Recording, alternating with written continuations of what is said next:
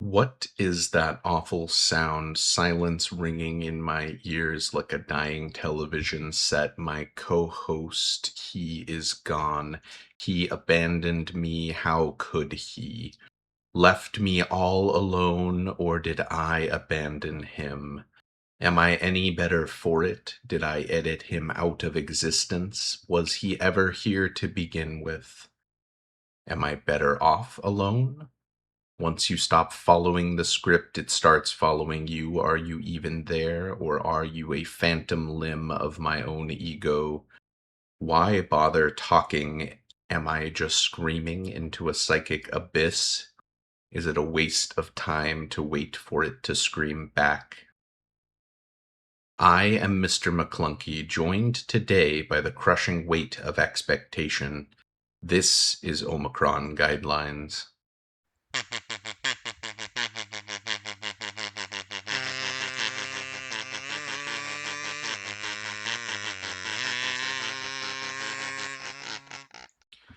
It's episode 4 of my show, and I am all alone with my thoughts. I've been alone with my thoughts since the hiatus, and this is my triumphant return.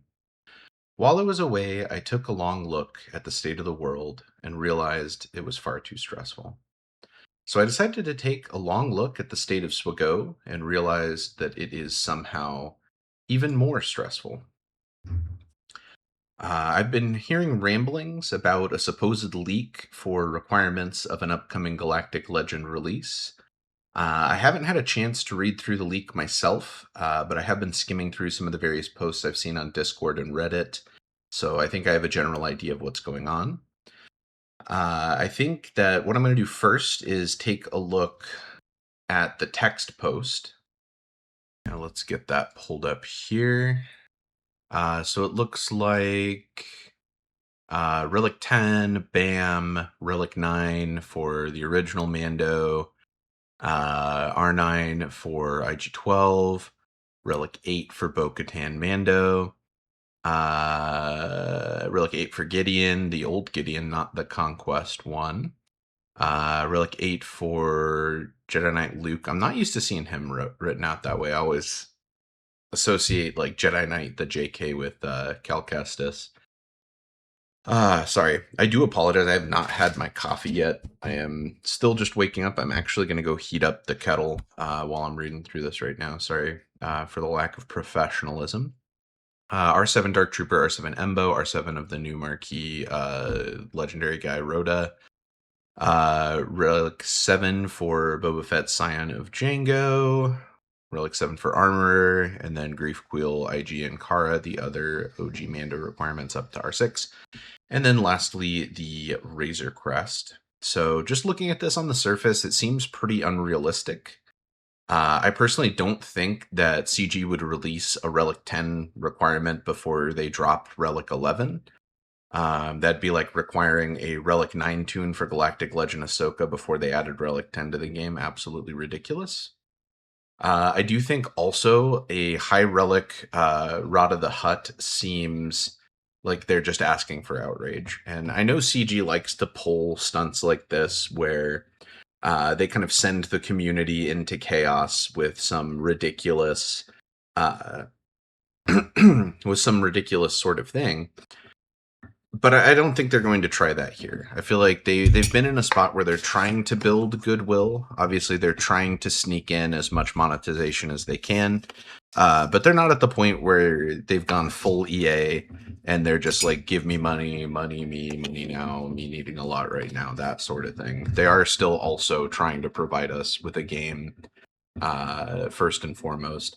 And I think having RADA as a requirement would probably spark enough backlash to burn through what little goodwill the community has left for them. I mean, just kind of looking at the list as a whole, this is BS, right? I mean, it's certainly a lot of fun, but not a real leak, right? Let's take a look at the video itself. I'm done looking at this garbage. All right, so I'm just going to roll the clip, pause and react as I see fit, and we'll go from here. Hello, YouTube. It is Mr. Maclunkey here, back from an overly long hiatus, here to bring you some very important SWGoH news. I do want to address at the top of this here that this video will contain some pretty major spoilers, not just for the upcoming Galactic Legend in SWGoH, but also for the Mandalorian and Grogu movie. There are a few things a little bit later on that might hint at some plot details. So if you are wanting to avoid spoilers, please click off this video, and then please click back on like later. All right, so I do want to pause the video here and just let you know, I do think a lot of the stuff that's in this supposed leak is bullshit. But in the off chance that it isn't, I do also want to issue a spoiler warning out to everyone here who might be watching the podcast or listening. And I know it takes a little bit longer if you're not actively watching the podcast, or you're just kind of listening on your phone and your phone's in like the back pocket or on the floor of your car. Just pick it up, give it a pause if you don't want to hear. We can kind of check back in as we go. I need the views. Also comment, like, and begging for views, desperate. Whatever those other things are. Ring the bell. I could use the engagement. Getting close to the 100 subscribers, so I'm going to have to film that 100 subscriber special pretty soon. All right, hold on. So the community actually believed that a guy with less than 100 subscribers had a credible leak for an upcoming Galactic Legend release? That's insane. Dude's out here filming on unregistered Hypercam 2 with his potato-ass quality video, and people thought this was legit. Now that we're kind of getting back in the swing of things here. So I wanted to let you guys know I've come across a leak that I think is pretty credible, and I just wanted to run through it with you guys here. So what we have is, it's not a kit. Okay, hold on. Seriously? I mean, I know it's blurry and hard to read, but that looks like it says SWGoH Misinfo Hub. Like, this is blatant misinformation. Why on earth would Meathead write "do not reveal" at the top here? And if this is supposed to be an email to Egnards, why would he email him a forum post? I do think the "they fly now" joke is a little bit funny now that I'm looking at it, but no, this is insane. Reveal, but it is like the requirements and a little bit of additional information for the upcoming Galactic Legend, which is apparently Mandalorian and Grogu. I always love Meathead's sense of humor. The little cap, that artwork is pretty nice though. Caption, "they fly now," and then this beautiful rendition of the Mandalorian and Grogu. And then we have here, this document is for internal references only, do not leak.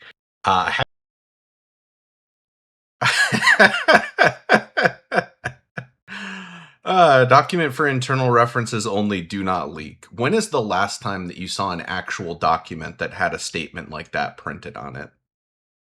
Have it on good authority that famous CG shill Egnards made a pinky promise deal with Meathead in order to get access to this document. And I'm not going to say that Egnards accidentally leaked the document to me. Also, what pinky promise? Like, this is obviously fake. I mean, who's done a pinky promise since kindergarten? Because I don't want to get him in trouble. So I'm just not going to say anything at all. And fun fact, I actually skipped kindergarten. And as a result, I didn't learn to tie my shoes until I was in the 5th grade. And I made no such pinky promise with Meathead, so I'm just going to run through and spoil all of this for you guys here and now. So let's see. So it looks like the unit requirement list first, and it looks like this also looks like it's written in Comic Sans. It's so hard to tell because the resolution is so low, but I would recognize that font anywhere. That is ridiculous. Can you actually believe that this is a legitimate document with statements like this written in Comic Sans? That's insane. It's broken up into the in-game like sets of 4. First requirement, OG Mandalorian to Relic 9. 0 surprises to anyone there, I imagine. Pretty recently, okay, so it looks like he's just covering a lot of the stuff that we kind of already picked through. just with a little bit more kind of expanded commentary. So let's kind of see what he has to say. New GLs have been requiring all previous renditions of the character up to Relic 9, which at the time was the previous maximum. Not too surprised to see that here. Next one, Armor to Relic 7, also not surprised. You know, I am a little bit surprised by Armor to Relic 7. I honestly, before seeing this list, would have expected to see Armor at probably either Relic 7 or Relic 8. She's one of the few light side Mandalorian characters that isn't currently required for anything. If I navigate over to Mandalorian here. Yes. Yeah. So, like, honestly, her being one of the few light side Mandos that's not a requirement for something, I feel like that does give her a pretty high shot of being near the top of that list somewhere. So, like, we see like Bo-Katan, Mandalorian, like she is obviously an unlocked character. He's an unlocked character, but he's also required at R7. Sabine at R7, Grogu at R7. So I mean, like Mandalorian technically isn't either at like a high relics, but the armor, someone that a lot of people don't have geared up necessarily. Sometimes she can find her way on a Bo-Katan squad. Sometimes she gets paired with C. Pretty. Yeah, I feel like for the most part you see her with C. Integral character to the Mandalorian story. And I was honestly thinking we might see her at Relic 8, but I'm not surprised Relic 7 that fits. I'm leaning more towards Relic 8 myself. Both at R6. Nothing too crazy there. I don't think they're going to go that far back. I feel like the BAM requirements are probably less likely to show up on this list. Honestly, I would think I'd probably lean a little bit more towards some of the new marquees rather than the old BAM requirements. It seems like what they've done, because in the BAM event, there's a lot of these 5 characters required to unlock Beskar and Mando, also known as BAM. And they're only required to be 7 stars and recommended to be gear 10 or higher. So it looks like they're going back through some of these other characters that you obviously have 7-starred, but probably haven't invested a whole lot in terms of relics. So it seems like they are just wanting us to go back through, apply some of those relics to those characters. Let's go ahead, take a look here. So up next, second batch, IG-12 and Grogu up to Relic 9. It seems like they are... Okay, IG-12 and Grogu, I can see that being a Relic 9. That I'm fine with. IG-11 and Cara Dune, again, I don't think that they're going to make it. Those two. I don't think they're going to do the BAM requirements. We're leaning into this idea that this GL is Mandalorian and Grogu as like a combined unit. So Grogu being required at Relic 9, not too big of a surprise either. And then it looks like IG-11 and Cara Dune, the other two BAM requirements, also required at Relic 6, so fits the pattern. Boba Fett Scion of Jango is a little bit of a surprise, though, at Relic 7. Yeah, I do think Boba Fett Scion of Jango is kind of an underrated wild card. I can honestly see them doing some sort of push towards this. He's a conquest unit, so he is a little bit of a gate, but he's an older conquest unit. We've kind of seen more and more conquest units find their way into GL requirements. So this one I think is possible. And I think there's some people, like a lot of the territory war guilds, have kind of pushed for him. I feel like not as much anymore. I feel like there's a lot better territory war characters than him. Sometimes a focused Datacron will come through and he'll have kind of a day in the sun, but generally he's a character people don't like to take to high relics, so I think putting him there could actually be fairly reasonable. Widely considered to be one of the worst conquest units. He is one of the earlier ones released and does have a Lightspeed bundle that takes him to Relic 6. So I did forget about the Lightspeed bundle. So I feel like that could be something that helps this case. Kind of just going through and saying, yes, this is a character that is more of a late game Galactic Legend. This is not something that's going to be your first GL sort of thing. But also saying, well, if you really want to rush him, here's this Lightspeed bundle. I know they've been kind of on that trend lately of releasing the like new renditions of the Lightspeed bundles. Like you had the 3PO bundle 1. Now here's the 3PO bundle 2. It costs twice as much and the characters are at a higher relic level. I can see them pulling something with Scion of Django, maybe releasing a Relic 7, 8, or 9 bundle and charging like $100 or something for it right before release. I feel like that'd be a little dirty, but I mean, it's CG. Potentially, if they do bring that bundle back around, which I imagine they might, I can even see them potentially offering like a Boba Fett Scion of Django 2 bundle. That's what I was saying. Take him to Relic 7 for obviously a little bit more money, as they like to do. Yeah, honestly, I think that is probably what they're going to want to do, is try to get a little extra monetization out of Boba Fett Scion of Django.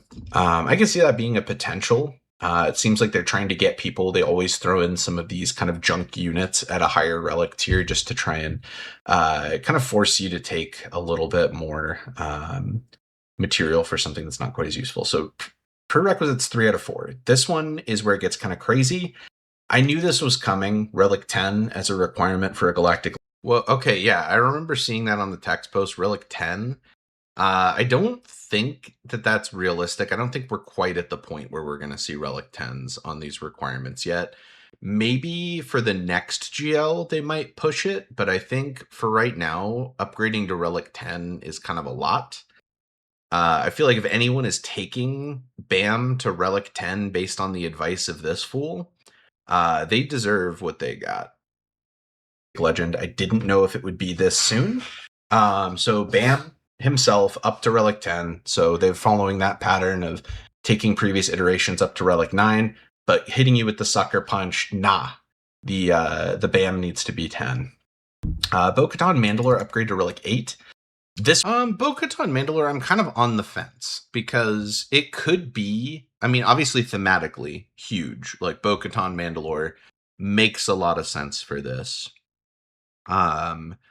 However, it is a little bit of a steep gate and a very polarizing gate.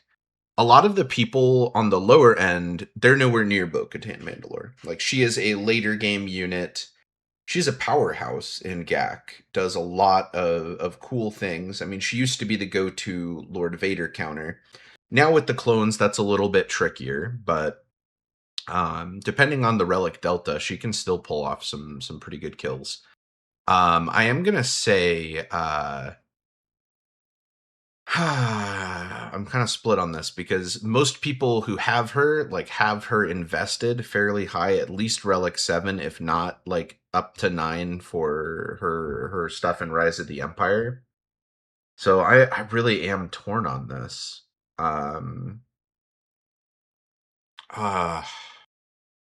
You know what? I think she could. I think she could fit. Just thematically, I think we have to give it to her. Even though she is pretty commonly at higher relics, I think it's safe to say she would be a requirement. This one kind of sucks. I'm going to say that because realistically, if I go over to Rise of the Empire, which is thankfully running right now, Bo-Katan Mandalore this is what I just was talking at about. Relic 7 for the unlock mission, and then required at Relic 9 for the Mandalore mission. It's this one.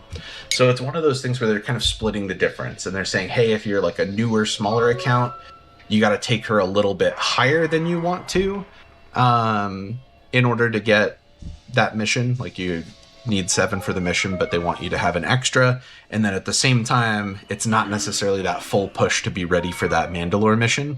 So they're kind of hitting you in that awkward in-between spot, which I think makes a lot of sense from an engagement perspective. Because realistically, if you're taking her to Relic 8 anyway, you're going to want to take her to Relic 9. So I think that makes a lot of sense there. We're seeing Embo to Relic 7, which I know they have. I feel like everybody already has. I feel like everybody already has Embo at Relic 7. Like, unless you just unlocked Jabba yesterday and are still using Boba Fett, I feel like pretty much everyone gets Embo pretty quickly after that. Going to be in the new movie, potentially as a villain, from what I've heard. Let me search Embo. So as of right now, I know a lot of people have him at Relic 7 already for Jabba, but he's technically not required for a lot of things. And I know a lot of people before Embo is kind of up and running. Why this guy got a jiggle Embo like that?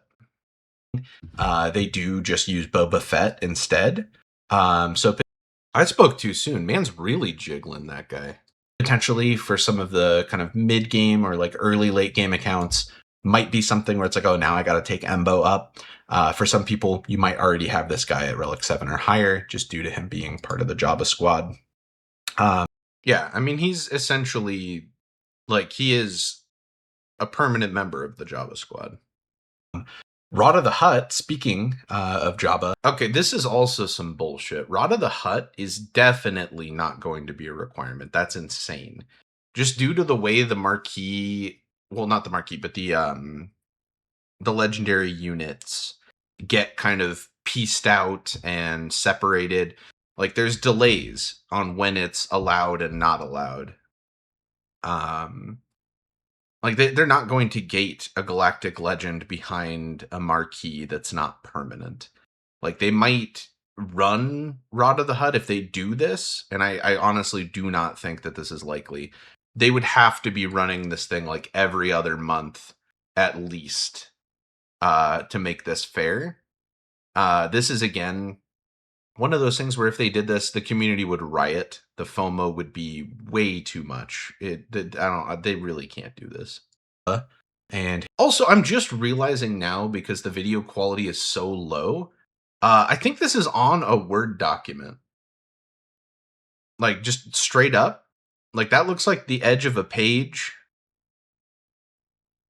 I don't know. This isn't an email. This isn't a forum post. Dude literally just typed this up in Google Docs. His child, Rod of the Hutt.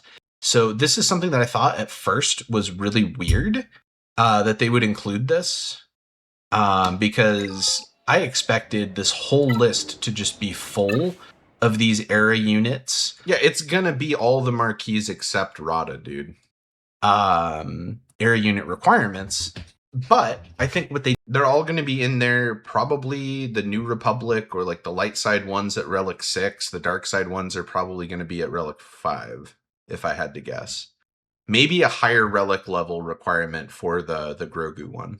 They did was really sneaky. They hit us with all of these other requirements at Relic tiers, and then they say, oh, and then Rada you need at Relic 7. And what that does is obviously we can't see because a lot of this they're trying to be like, haha, we're going to hide it, whatever. And if I go, yeah, they're not trying to spoil the movie like you are, jackass. Going to here, like Rada is just a question mark. But if I go over here to this guy, which assuming that they stick to a similar formula for Maul Web of Hate, damn, dude is so angry. That they did for the Price of Hope with Cassian. This guy just spins everybody. We obviously don't know yet because Cassian hasn't come back for his farmability. But basically, when they came back for the farmability, they said, no, you need all these guys at Relic 6.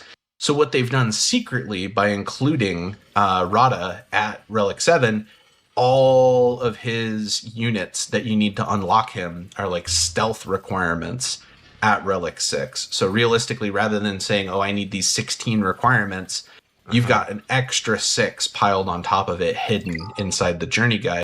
And honestly, the stealth requirements like that is not bad. I mean, we've had people like Jedi Knight Luke, who have been part of the journey guide. I mean, even if you want to think about it, Gas is a part of Ahsoka's thing, and he's much more of a pain to farm. And realistically, that's not an issue. I think the main problem with Rada or whatever, however you say his fucking name, the main issue with him being a requirement is just the fact that the events run on a limited schedule. Like, I think the fact that it's a stealth requirement of, oh, because you need Rada at 7, you need everybody else at 6, I don't think that's a big issue. What I do think is that just the cadence is going to be the main problem. That's why I don't think Rada's a requirement. So unless they do something and they change the cadence for Rada, in which case maybe, I don't think the rest of it is all that bad. Which, come to think of it, also, Bo-Katan Mandalore She has several requirements at Relic 7. Yeah, see, this is what I'm saying. So This that's is no also problem. going to be a little bit tricky. We're having to go in here because obviously IG-12. The main difference is the cadence. The fact that she is permanent and Rhoda isn't. Grogu, Relic 9, Beskar Armor Mandalorian at 10. So those two don't really like matter because they're already required higher in this journey guide. But Keller and Beck and Paz Vizsla at Relic 7 are also stealth requirements for Mandalorian and Grogu. So a little bit tricky in 3 out of 4. Hitting us with the Relic 10, hitting us with the secret Bo-Katan stuff, and the Rod of the Hutt marquees kind of all together. I see what you did there, CG. And then the fourth one made me lose it. So I know we were all expecting Razor. What the hell's this guy losing it about? The Razor Crest? The Razor Crest is obvious. It's the biggest gimme. Why are you losing it? Crest, which is a proving grounds ship, which is going to be difficult for some newer accounts. Also requires BAM as the pilot. That was kind of a no-brainer. But then I saw the other 3 requirements and I lost it. So it looks like a OG Moff Gideon, which I think was again another smart move by CG. Because if I go over to Gideon, which I think was again another smart move by CG. Because if I go over to Gideon and search, there's 2 versions of Gideon in the game. There's Dark Trooper Gideon and there's... Yeah, and I think a lot of people were saying, like, Dark Trooper Moff Gideon is probably more likely, just due to the fact that he is a conquest character. He's the bigger, better character. But because he's the bigger, better character, he's commonly unlocked. He is commonly invested in. OG Gideon is left in the dust. I do kind of agree with him on this one, just for the simple fact of, like, why though? Like, what's the point of requiring a character that almost everybody in the late game, which are the people who are going to be gunning for this character anyway, what's the point of having a requirement at the level they already have it? Like Relic 8, everybody's got him at Relic 8 already. That doesn't matter. I do think if they are going to include a Gideon, which I think they have to, it's either going to be a brand new marquee Gideon that comes out in the next episode, I always get eras and episodes mixed up. It's all a bunch of bullshit anyway, but I do think it's either going to be OG Gideon or some brand new Gideon. OG Gideon. And I think what they did here was sneaky, because obviously a lot of people take, especially in the later game, which is the people you expect to be gunning for this GL, take Dark Trooper Gideon to Relic 8 to use in this event. Everybody's already got him. And a lot of the time people use... If they did require Dark Trooper Gideon, they would have to require him at Relic 9, and I feel like they want to use the Relic 9s more sparingly than that. Other Imperial remnants and not OG Gideon as part of this team, so a lot of people have Gideon at lower relics. So I think a lot of us were expecting, are they going to do Dark Trooper Gideon as like an FU to the lower tier accounts? But they actually went for the OG Gideon, which is more of a middle finger to us at the top. Which I think is pretty clever from a spending point of view for them to be able to get a return on investment on these. We're also seeing Dark Trooper. They want us to take him to Relic 7, which is all. I also kind of think Dark Trooper at Relic 7, I wouldn't have thought about this previously, but seeing it on the list, that feels right. It's a character that people have probably at Relic 5 or lower, especially older accounts that have a lot of Relic investments that kind of followed the old Imperial Troopers first Dark Side team sort of guide. I feel like a lot of people do have some investment in Dark Troopers, so asking people to take them up to 7, probably not 8. 8 doesn't seem quite right. So like that I think has some potential. Also a bitter pill to swallow. Hey, we're going to take Gideon, we're going to take Dark Trooper. But it makes sense. Those have been kind of like huge adversaries for Mando and Grogu throughout the whole series. We're also seeing Jedi Knight Luke Skywalker upgrade to Relic 8. So this one is kind of a blessing. This is another tricky one because I like the idea of Jedi Knight Luke, and obviously he's already previously required at Relic 7, so they're not going to have it be anything lower than that. And it's another one of those awkward ones where I'm like, they could do Relic 8 or 9. 9 seems a bit steep because I feel like they are at least previously, trying to use those Relic 9s very sparingly. So Relic 8 is probably the sweet spot if he is on the list, but I can also see them just crossing him off too. And a curse, honestly. So I know a lot of people have Jedi Knight Luke Skywalker because he is required at Relic 7 for Jabba the Hutt. He's required at Relic 7 for Jedi Master Luke Skywalker. I forget, is he a layer requirement too? No, she has CLS. Dude, I can't read any of that stuff. That is so blurry. Okay. So only for 2. And granted, there are a few characters that have. Dude, look at the resolution on this. It looks like dude's playing SWGoH on a Game Boy Advance SP. Been overlapping requirements before. Like, I think it's Count Dooku is in a bunch of these. Required at like sometimes 7, sometimes 8. Whatever. But what they've kind of done here is pros. Boom. Like, this is already a unit that's needed for 2 existing things, and you just need to go bump him up 1. Also, really strong unit. Like, he's not going to be one of those like painful relics. He's going to be someone that you actually want to invest in. But also going over to the solo journeys, he is a tier 5 journey character, and obviously not as steep of requirements, being a kind of smaller unit. Just Relic 3 for all of these. But honestly, if you don't have Jedi Knight Luke unlocked, you have no business working on a GL farm. That's Relic 3 for Wampa, which is easier to access now, but still requires some setup and investment. Commander Luke Skywalker, which is also a journey guide character. Yeah, a few of these guys. Yeah, he's just running through all these requirements. Honestly, like, you have all of this random stuff reliced up. Obviously, I guess I would say, like, if you did get like one of the like SLKR like bundles, yeah, maybe you're going to rush SLKR without working on Luke. But Luke's a great tune. Like, if you're not doing Lightspeed bundle shenanigans, you're going to get CLS. You're going to get Jedi Knight Luke Skywalker. Like, just the basic farming progression. Unless you're skipping around, like, you've got this guy. This is just a waste of time. This one I don't think requires like a specific. Oh, Han's Millennium Falcon, which is also a journey guide. Hermit Yoda. Like, so a lot of these different characters, not necessarily with a huge investment, but obviously this is kind of a multi-tiered journey. However, seeing Gideon, Dark Trooper, and Jedi Knight Luke Skywalker required in the journey guide, I think you know what's coming up a little bit later here. So we actually... Oh, so this has the battle descriptions in it too. Also, like, why would this be a document? Like, why on earth would CG just list this stuff out like this? It's probably in some Excel sheet or like something else. I don't think they're using a Google Doc to share this game dev data.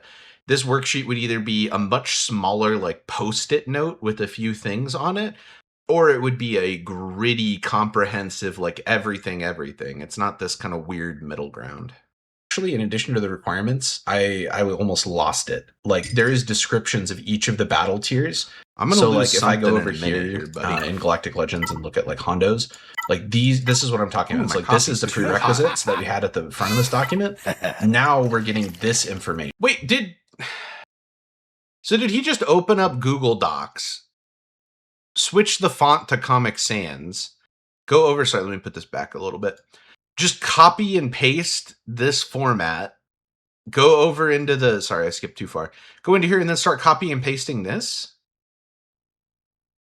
I mean, he's confused. Is it like a journey guide? Is it an email? Is it a forum post? Is it Google? Like, what the hell is this document? Kind of the like tidbits and details of like what his different levels are going to be. Did people seriously fall for this? That's insane. So again, like, obviously double spoiler warning. Some of this does cover stuff from the movie. And also just this guy doesn't know shit about the movie. If anything that he says in this comes true, this guy might be a CG shill. in general. Like, these are the battles you're going to be doing to unlock him. So if you don't want spoilers, please look away. So first and foremost, well, even a CG employee wouldn't know that stuff about the movie, assumedly. I don't know. This is just like rampant speculation at this point. Victory counts, pretty typical. You can battle as many times as you want, but you only get rewards from the first 4 fights, and the first 4 fights are the only ones that cost tickets. Yeah, we know how Requirements, Galactic OG Mando Legend makes sense. They're battles starting work. with kind of the original version of the character. Usually they like to tell a story through the journey guide and kind of build on it as they go. So that is an interesting question, because they do usually like to cover a character's full journey. And I feel like this is something that you run into with a character like Jedi Master Luke, where like his journey is told throughout the CLS guide, throughout the Jedi Knight Luke, throughout the Jedi Master Luke. Like, it's in all of these kind of different places. And obviously there's like some overlap and some original content. And I feel like similarly, the BAM journey covers a decent amount of Mandalorian Grogu. And obviously the Mando and Grogu story is told season 1 to Book of Boba Fett 3, and then the movie. And some of that stuff is straight up garbage. So, I mean, there's some stuff I am really hoping that they adapt. Like, I mean, the Dark Trooper hallway fight scene was pretty cool. Well, even Bo-Katan Mandalore, her journey covers a little bit of season 2. So I'm hoping we focus a little more on season 1 and 2, even though I think the BAM journey covered a lot of season 1 and the Bo-Katan journey covered a lot of season 2. I'm hoping this journey guide isn't like pure season 3.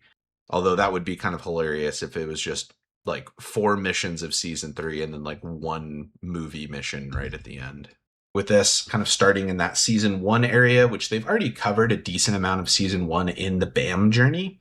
So it looks like they are going for something a little bit different, though. They never really covered the Mudhorn sort of battle, which is also that little... That is true. If there is one thing from season 1 that they didn't really cover yet, that Mudhorn battle, or maybe even when he kills all those Jawas. Wait a minute.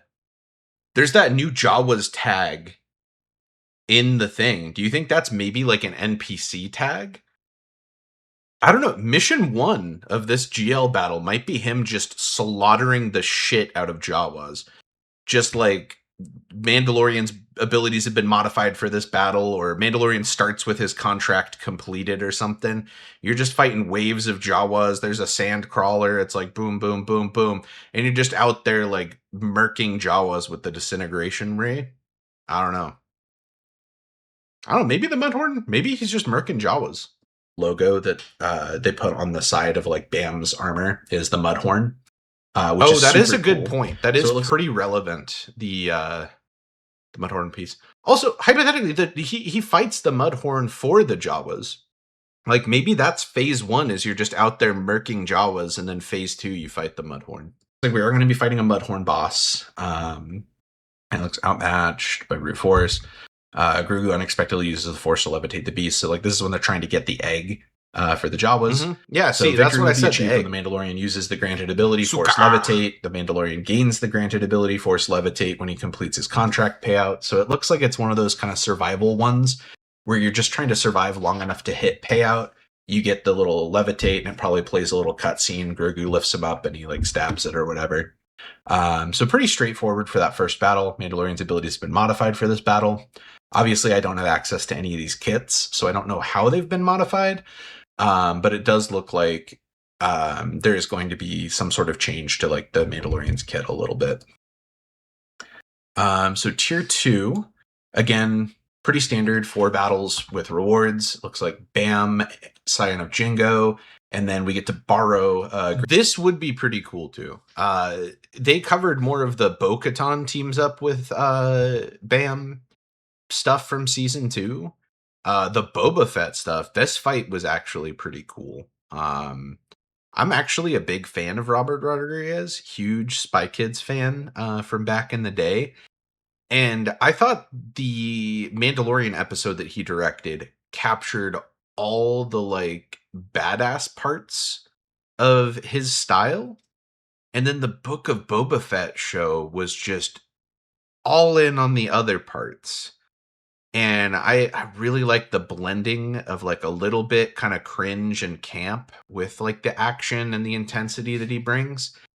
And I feel like his episode in The Mandalorian was kind of more so on the badass side, and then the Book of Boba Fett show was just all in on some of the cringe. Granted unit of Fennec Shand, so I'm imagining this is probably that kick-ass fight scene. Yeah. That got me so hyped for the Book of Boba Fett before the Book of Boba Fett just was not good.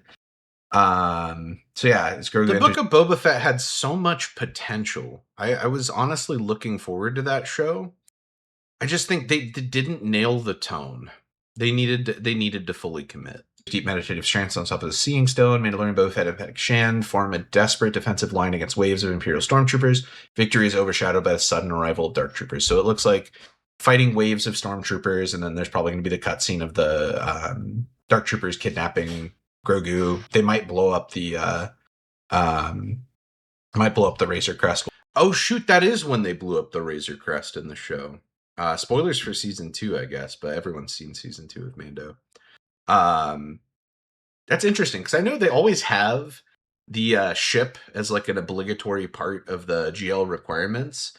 And I mean, at least like obviously this isn't featuring it in like a space battle or anything, but it could be at least there in the cutscene. We'll have to see. Fennec Shand will be loaned. Bam being defeated as an immediate loss makes sense. Bam's abilities have been modified for this battle. So one of the things I'm kind of hoping for is I remember there was a point in time where Beskar Mando had like, was that spear, right? That he took from Gideon. I wonder if that's going to show up. That would be kind of cool. Just to see something a little bit different than kind of the whistling birds or whatever there. Tier 3 victories only for the rewards, pretty standard. So a lot of units required for this. Bam, Bo-Katan, Cara Dune, Jedi Knight, Luke Skywalker, borrowed units, Fennec Shand. Trapped aboard the bridge of Moff Gideon's cruisers, the Mandalorians brace for a final stand against an army of Dark Troopers, relentlessly punching through the blast doors. Certain defeat is averted. This guy seems to have a very active imagination at the very least. I will give him credit on that front. Averted by the arrival of a mysterious cloaked figure. I just wish he would use it for good and not for evil. So looks like Fennec Shand loaned, Beskar Mando defeated as an immediate loss. In Wave 1, the Dark Troopers cannot be defeated. Victory is achieved when Bam takes 8 turns. Jedi Knight Luke Skywalker will have his appearance and abilities altered for this battle. That's just pure fan service.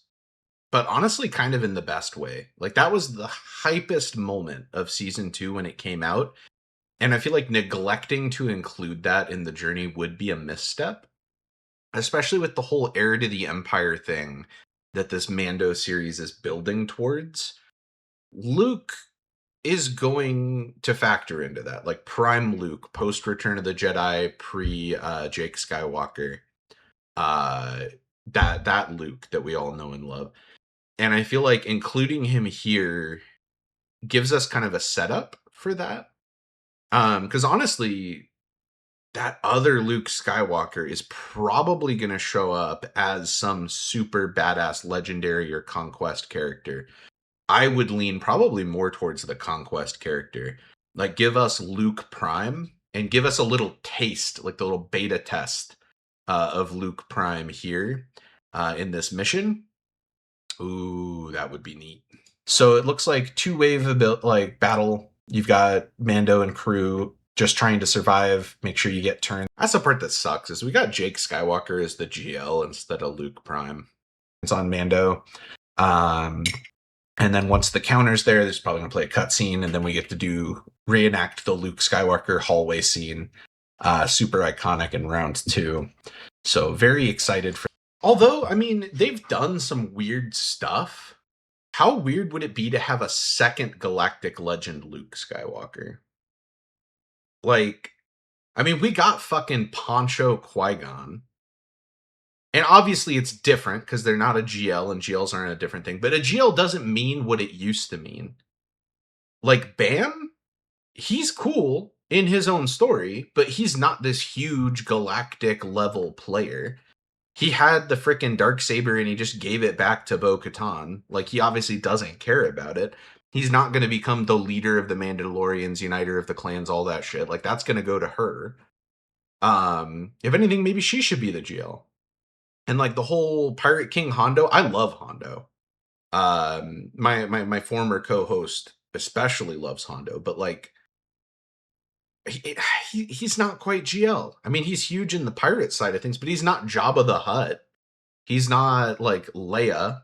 He's not Obi-Wan or any of these like core key characters. They've changed what a GL means so much, and they've given us so many variations of characters. How crazy would it be to see like we have like Jedi Master Luke Skywalker as like the sequel era GL, like a second GL where it's like, oh, okay, next GL that we get is GL Thrawn, and then after that hit us with frickin' I don't know, like heir to the Jedi Luke, or like they'll come up with some kind of title. But Luke Prime as a second GL, if anyone is going to get a second GL, it would probably either be Luke or Anakin. So honestly, I can almost see them doing something like that, giving us a second GL Luke, which obviously would be a little bit confusing, but that would be incredibly badass for that battle. Looks like it's going to be pretty cool. So tier 4 here, this is the 3 battle tier. Borrowed unit, Grogu duel. See below, Grogu face. Honestly, the duel mechanic is kind of like bullshit, but in this day where you don't drop tickets for losing, it's free. I mean, I guess technically all the battles are free, but like you don't have to remod, you don't have to worry about stuff. You just keep playing rock, paper, scissors, and it's statistically eventually you're going to win. I wouldn't mind if they gave us a tier like this. Face off against Mandalorian Foundling as the rite of passage. The 2 duel with paint darts. First to land 3 shots wins. This encounter special duel with oh my god. So it looks like they're going back. I don't know if you guys remember. Is it tier 6 or tier 5?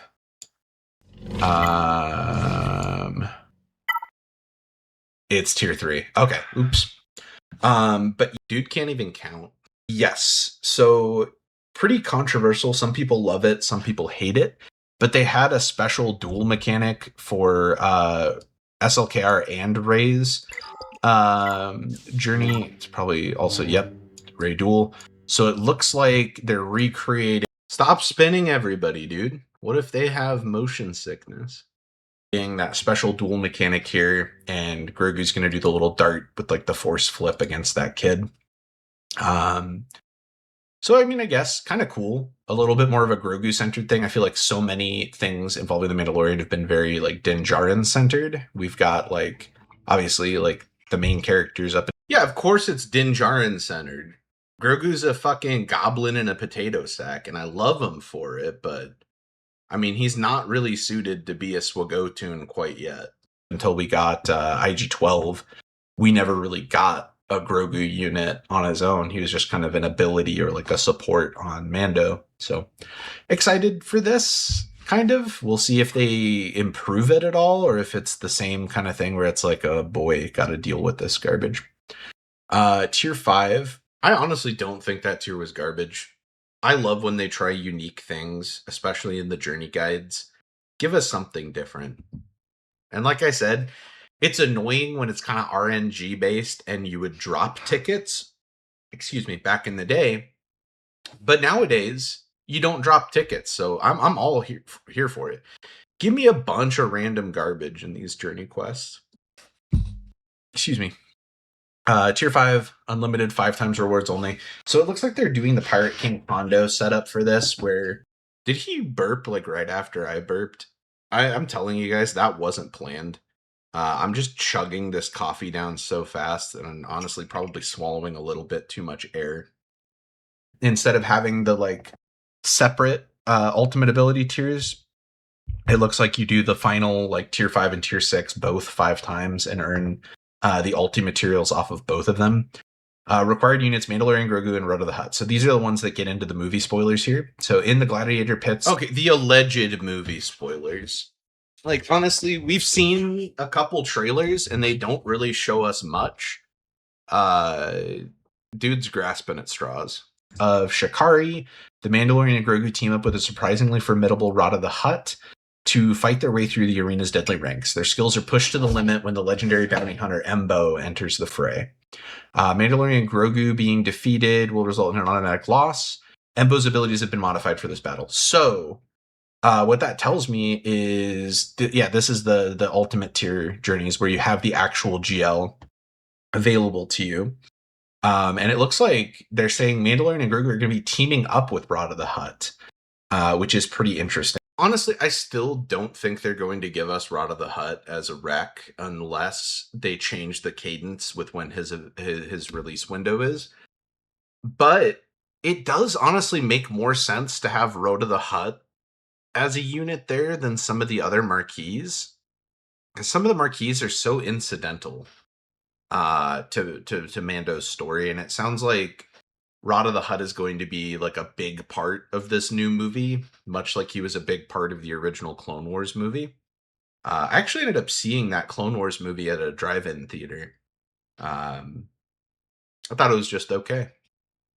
Based on that movie, I didn't decide to watch the Clone Wars series, which was a huge mistake. The Clone Wars show, like 80 to 90% of it is peak. And there's maybe like 10 to 20% that's like, this is a show for 5-year-olds. But they mask that shit. Like, they claim, hey, look at this fun Star Wars show for 5-year-olds, and you watch it and you're like, Jesus Christ, that is some of the most intense and compelling Star Wars story that we have gotten. Obviously, Andor, which is not a show for 5-year-olds, is much more compelling Star Wars than the Clone Wars was, but prior to Andor releasing, Clone Wars, highly recommend it. But didn't watch it because the movie was all the kiddie garbage and very little of the compelling storytelling. It took them maybe about half a season to get that going, but once they got going, that was peak. Because I feel like usually you expect like the light and dark side characters to be against each other, but it looks like Rada and him are going to be teaming up. Embo has not been a particularly fearsome character, so it'll be interesting to see how they modify his... Yeah, also, Embo is a boss. I don't think Embo is going to play a significant role in this film. Abilities to act as a boss. From the sounds of it, there's probably going to be like some waves, or like at least one wave of like pit fighter, gladiator, arena combatants, or like whatever that you fight through. I don't know if it's just going to be Mandalorian and Grogu first, if you might fight Rada before he joins you, or what. But it seems like by the end of it, it's going to be the two of them against like a boss version of Embo. Should be interesting. So next one, tier 6, unlimited, 5 times, whatever. This is the ulti-tier thing again. Mandalorian and Grogu team up with Bo-Katan Mandalore. Desperate strike against a resurgent Moff Gideon who has clawed his way back from the grave with a terrifying army of clones. That's how you know this guy's a shit poster. Like, Moff Gideon's dead, dude. He is done. Giancarlo Esposito is off doing something else. Lord knows what, but it's not this. Like, this is copium. Like, coming back army of clones, that's absurd. I know in the movie they're meant to be hunting down Imperial warlords or whatever, but no.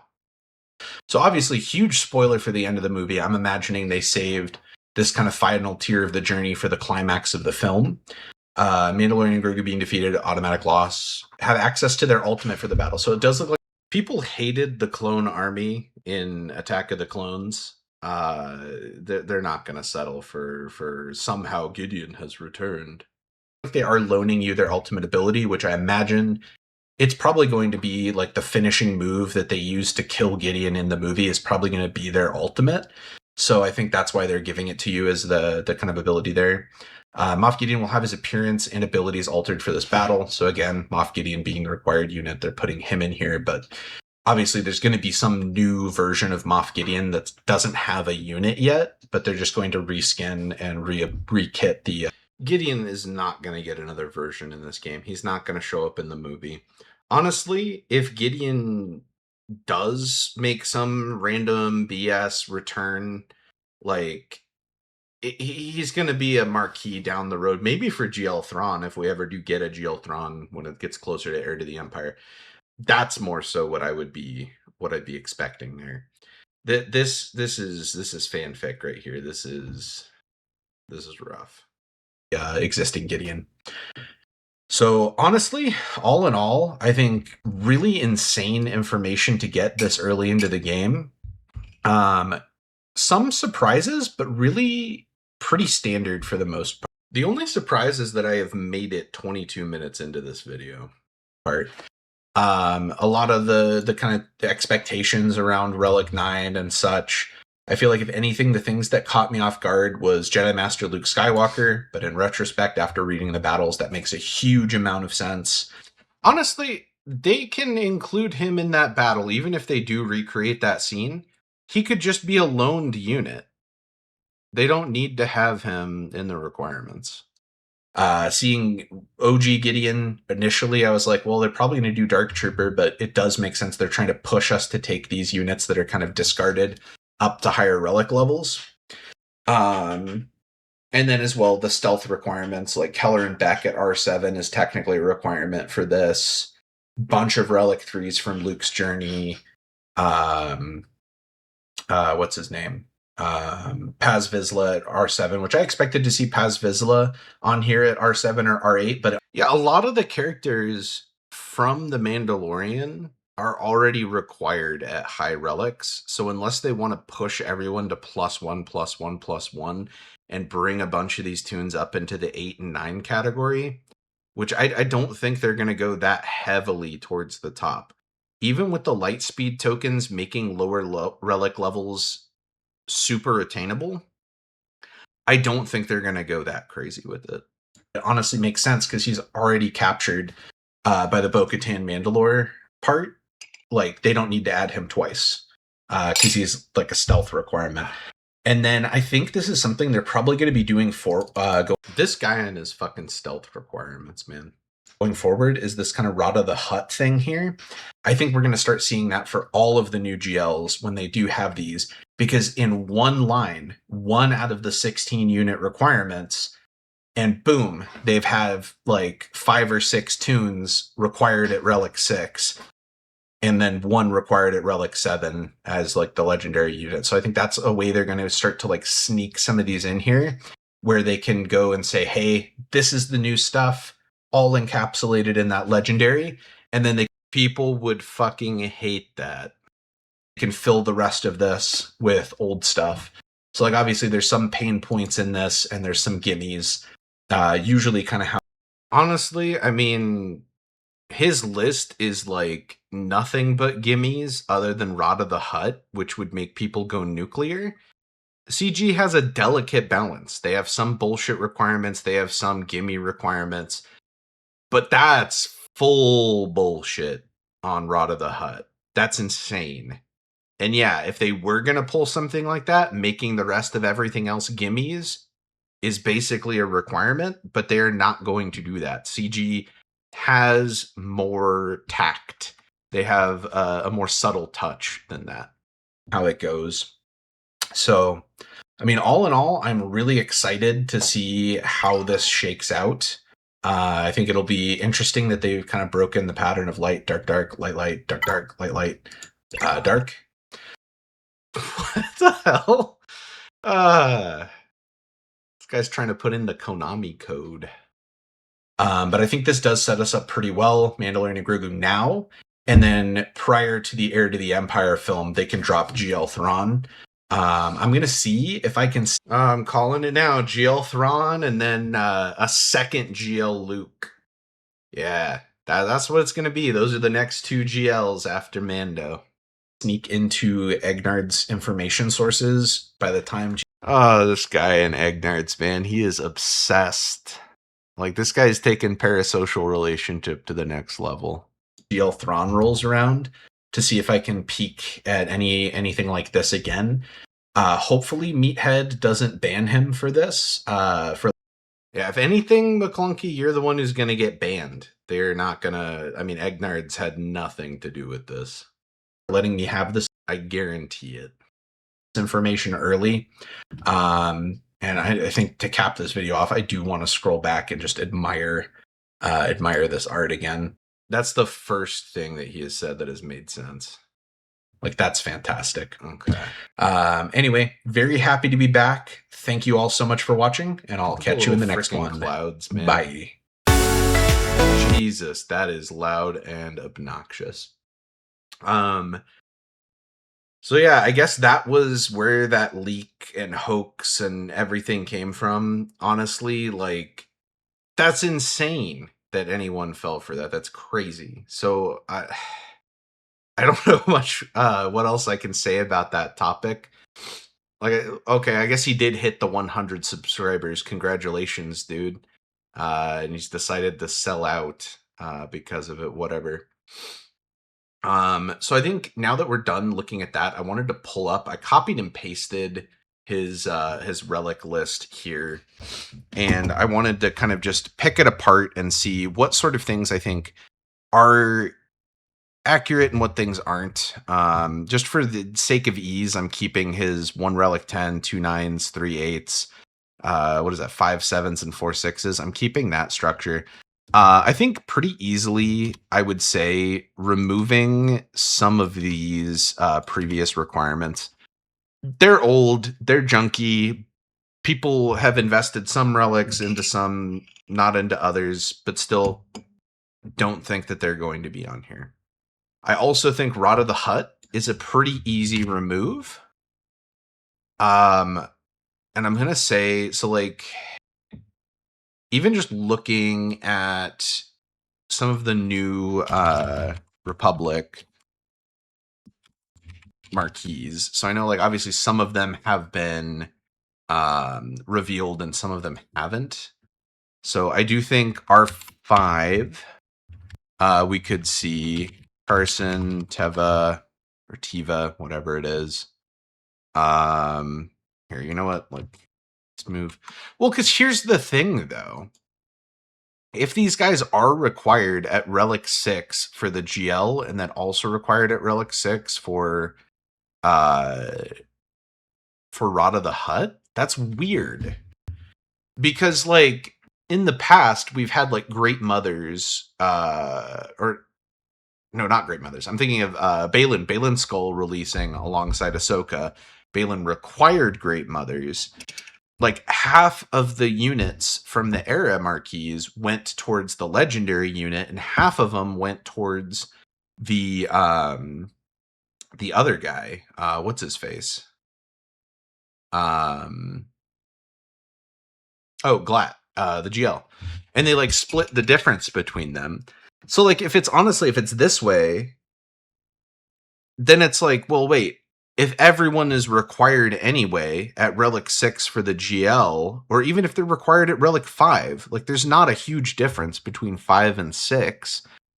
And if you need everyone at 6 to get Rada, then what the hell's the point of needing them at Relic 6 for this? Like, at that point, you may as well just throw Rada on here as a requirement if you need everybody else on there anyway. I mean, if anything, like, you could just keep it with those guys on there and say, you know what, instead of Rada needing to be at Relic 7, reduce the requirement down to like 5 or something like that, where it's like, okay, now you need all the marquees at a lower Relic level or whatever. But, like, it's just, I don't know. This list is janky as hell, but, like, I don't know what I would change. Like, I think if anything, these guys maybe get rid of them and put the new marquees in there. But if we need the marquees at Relic 6 anyway, that is frustrating. I'm not sure if there is a good solution to that. Because I'm like, if I just go through and, like I did, like, backspace all these guys and put Carson Tiva, put R5, put Snow Guy, and frickin' Zeb, then, like, what have I accomplished? And then over here is, like, Sigourney Weaver. I mean, what does this accomplish that the other one didn't?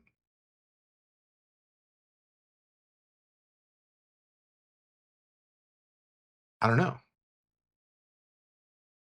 And I'm like, maybe get rid of Embo and maybe get rid of Jedi Knight Luke, but, like, I don't know. Is it something where maybe OG Gideon is an R7 and Dark Trooper Gideon is an R8?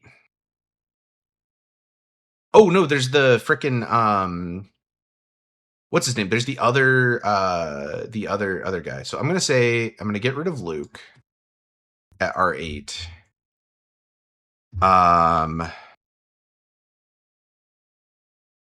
And then get rid of the R8 altogether, and then plop this down here and put this as an R9, and do Grogu and Babu Frick. So like what? That? Because I feel like if anything, like the Grogu and Babu Frick, like that's one that they might take us to Relic 9, which is it's rough on a new marquee. And I'm like, if they have an extra R8, then I might also bump this Sigourney Weaver down to an R6. And while I'm at it, like maybe Snow Guy is a really like I don't know. I was shitting on this guy earlier because he had some hot takes, but like this is it's harder than I thought putting a list like this together, because once you start thinking about it, it's like, well, what's the logic here? And then maybe the escalation isn't going to R10. Maybe it's just 4 R9s. And then we've got both of the Mandos and both of the Grogus at R9. And Embo. I want to get rid of Embo and Boba Fett Scion of Django because I feel like they're crackhead picks. But at the same time, they're not requirements for anything. So it's hard not to. And I still don't feel good about just having all the requirements as Relic 6 when like Rada also just requires all the dudes at Relic 6. Like this, I don't know, it feels bad. I guess if anything, like Grogu being R9, that sets it apart, where you need all these at Relic 6 and then you need him at Relic 9. But like, what the hell? And I mean, obviously OG Gideon, I don't know. Dark Trooper Moff Gideon. There we go, Moff Gideon. Because like, I feel like it sucks to say, oh, we need Dark Trooper Moff Gideon when everyone already has him at Relic 8 anyway. And to have him as a Relic 8 requirement like that just makes him more of a gimme. But like, I don't know.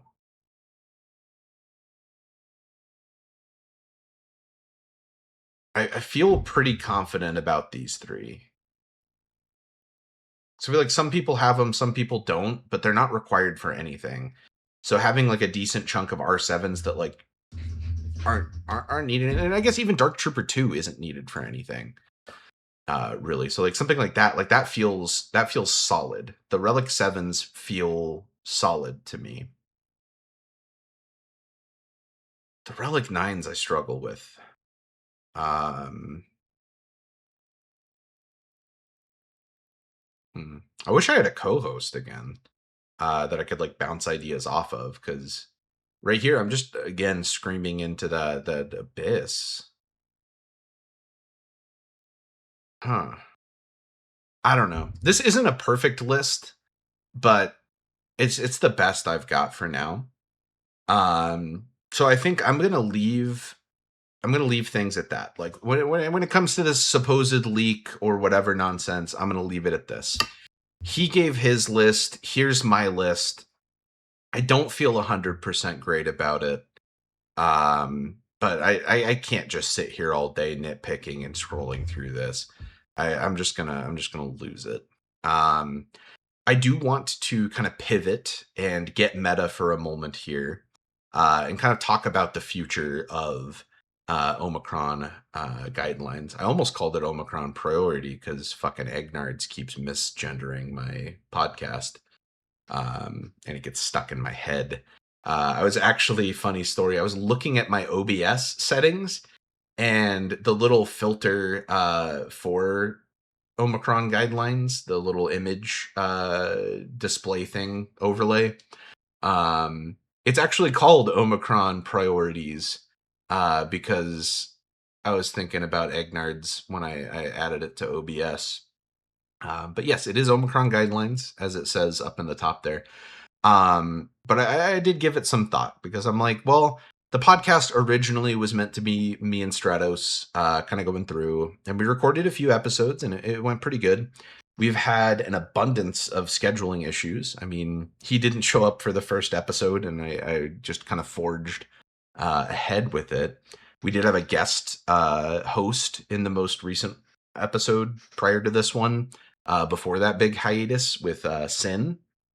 And it got me thinking too, because around the time when I was kind of in the early phases of the hiatus, a lot of people were quitting the game, and among those was Pico Burrito, the co-host of Zeta Protocol, the podcast that this podcast is ripping off blatantly.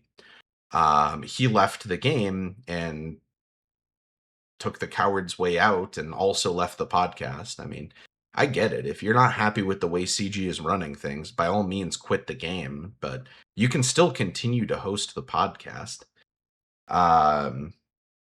So he was replaced with Fat Phil, which I mean we can all agree is a bit of a downgrade, honestly. I think we all know who should have been the new host. I'm not going to say it, obviously, because I've got a rule about self-promotion in these videos. Um, so I was thinking, well, okay, like this whole thing is happening. And around that same time, too, Stratos quit Awakened Mandos, which is the guild that Egnards, myself, and Stratos were all a part of, and joined some other guild because apparently his best friend had an opening in some other guild, which I thought I was your best friend, man. Um, and so now I'm in that kind of weird spot where I'm like, okay, like, do I want to continue to copy Zeta Protocol and like fire my co-host just so that I can say, ha, I've switched the co-host, whatever, ha ha ha, sort of thing, or not? And I'm like, well, it is funny for this episode to not have a co-host, and to kind of go back to our roots of me just talking to myself here. But I do think I want to change kind of the way that this podcast works. Where one of, I mean, obviously, like I don't think I've mentioned it too much, maybe a little bit in some of these videos, but uh, I have historically played quite a lot of tabletop role playing games, and most of my time in tabletop, I have been on the dungeon master side or the game master side of things, where I'm in charge of kind of running the game and planning things out. And pretty historically, one of the things that prompts GM burnout in me the most is scheduling. I hate the scheduling and coordination aspect. Like I am all there to run the game and like have fun, create these stories and have people kind of go through them. But the scheduling is the hardest enemy in any TTRPG game, hands down. If you are part of a TTRPG group, you know what I'm saying. If not, ask anyone who plays a tabletop role playing game and they will tell you. So with this podcast, that's something that has caused like delays. It's caused me to record episodes without a co-host. It's caused some issues in the past. So I'm thinking too, I know Stratos, he's a busy dude. Like he has got a lot of stuff going on. I am a busy dude and I have a weird schedule. I am not available in a lot of the times that people tend to be available to sit down and record something like this. So what I'm thinking about doing for the future of this show and some of these other episodes is basically creating a separate Discord channel, basically like an Omicron Guidelines Discord, and have like obviously myself, people like Sin, who has co-hosted in the past, people like Stratos, who I will welcome back. The whole kicking you from the podcast thing is a joke. And maybe a few other people, kind of as we go, open it up to some other potential coast. And essentially in that Discord have like a series of mood boards, essentially, of saying like these are some topics that I think could make a podcast. And essentially start to kind of piece together some content and like do a little bit of pre-planning, because obviously there's some elements of these podcasts that are pre-planned. Like obviously the intro ramble and things, a lot of the time is recorded separately. It's scripted out. It's edited and whatever. And some of the introductory stuff is kind of standard. There's a formula to it. And then there's some of this where I just ramble and kind of lose topic. And like even right now, like this is just kind of all over the place. Um, and I think having that balance is key. Like we obviously want to go in with a topic in mind, something that we can kind of circle back to, and then be able to ad lib and kind of talk about things. So I want to set up essentially a Discord to house some of these things of like, well, obviously there's going to be some things where this freaking leak comes out and it's something you have to respond to in the moment. And then maybe there's going to be some things that are just more general topics that can kind of sit on the back burner, kind of perpetual stew a little bit over there, and then we can kind of serve them when they're ready. And I want to have these collection of potential co-hosts and basically coordinate on that Discord and say, hey, I'm going to record an episode on, I don't know, Thursday, the whatever at whatever o'clock. Can anyone make it? And basically say, like, obviously, I don't want too many people in the podcast at once. I think 2 is solid and 3 is good. I feel like anything more than 3 and you're kind of asking for trouble, like it becomes a little more difficult not to talk over someone. People are kind of sat behind and waiting for a turn to speak, getting kind of overshadowed and things. So I think I would want to aim for probably 1 to 3 hosts at a time. And my thought process with that is basically, okay, we've got the mood boards, we have these ideas here, we have the scheduling component, we have kind of a variety of co-hosts, and basically make the second and third chairs open. And whoever wants to sit down and talk some Star Wars when it's time to talk some Star Wars, let's go. Like, let's talk about things. Let's do whatever we kind of can here. So I think that will let me make this show a little bit more consistently. It'll let me get some kind of fresh voices into things here. So I think that's the direction that I want to go with the podcast going forward, is continuing to create this content, hopefully on a more regular basis, and open the door to a few more voices, have a little bit of extra stuff, as it were. But other than that, I mean, I'm feeling pretty good about producing more content going forward. I feel like I got a lot of exposure recently. I haven't refreshed my channel since this morning, but I'm at 129 subscribers as of the last time I checked, which is insane to me. I feel like I just celebrated hitting the 100 milestone yesterday, and I'm already a third of the way to 200. Not quite a third of the way, but pretty dang close. Like, that's insane to me. I want to say thank you so much again for all of your support. And I think I'm going to cut it here. And we'll see how things go. I mean, once CG responds to the actual requirements for the next Galactic Legend, I mean, for all we know, it could be some random unrelated GL that we're getting here. If we even do get a Galactic Legend, I think they did hint that they are going to have some of these characters towards it, so I think it is more than likely going to be GL Mando. And I don't know. It's just hard to predict the future. You never know when something's gonna kind of pop up like this, and just throw the whole community for a spiral. Anyway, I'm gonna go start editing this. Thank you all for watching. Bye.